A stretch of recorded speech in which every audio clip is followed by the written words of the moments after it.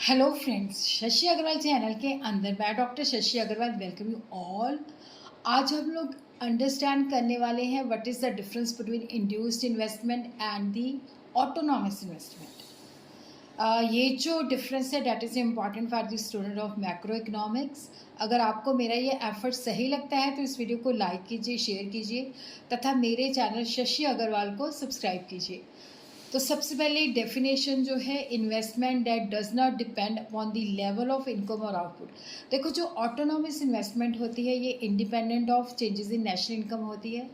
यहाँ पे चाहे इनकम हो चाहे ना हो, इसको हमने इतनी इन्वेस्टमेंट हमने करनी ही करनी है इररिस्पेक्टिव ऑफ द इनकम। लेकिन जो इंड्यूस्ड इन्वेस्टमेंट होती है ये इनकम के ऊपर डिपेंड करती है। अगर इनकम ज़्यादा होगी तो ये भी ज़्यादा होगी, अगर इनकम की पॉसिबिलिटी कम है तो ये भी कम होगी। तो investment that varies directly with changes in income और आउटपुट। नेचर जो है ऑटोनॉमस इन्वेस्टमेंट, मैंने आपको बताया कि ये नेशनल इनकम के अंदर जो चेंजेस होती है उसके ऊपर डिपेंड नहीं करती। लेकिन ये जो इंड्यूस्ड इन्वेस्टमेंट है ये इनकम के ऊपर डिपेंड करती है। अगर इनकम राइज करती है तो इंड्यूस्ड इन्वेस्टमेंट ज़्यादा करते हैं, अगर लगता है कि इनकम कम हो जाएगी तो इंड्यूस्ड इन्वेस्टमेंट कम होती है।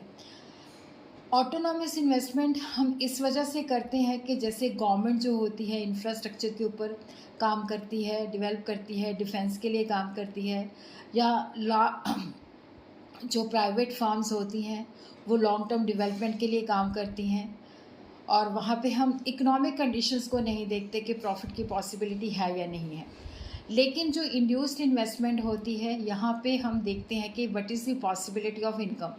तो business respond to the rising demand and profit by investing more. अगर हमें लगता है कि प्रॉफिट की पॉसिबिलिटी ज़्यादा है तो इंड्यूस्ड इन्वेस्टमेंट ज़्यादा होती है।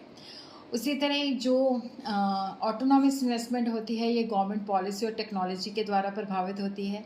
लेकिन जो इंड्यूस्ड इन्वेस्टमेंट है, अगर कंज्यूमर डिमांड ज़्यादा है, प्रॉफिट की एक्सपेक्टेशन हाई है तो ये भी ज़्यादा होती है।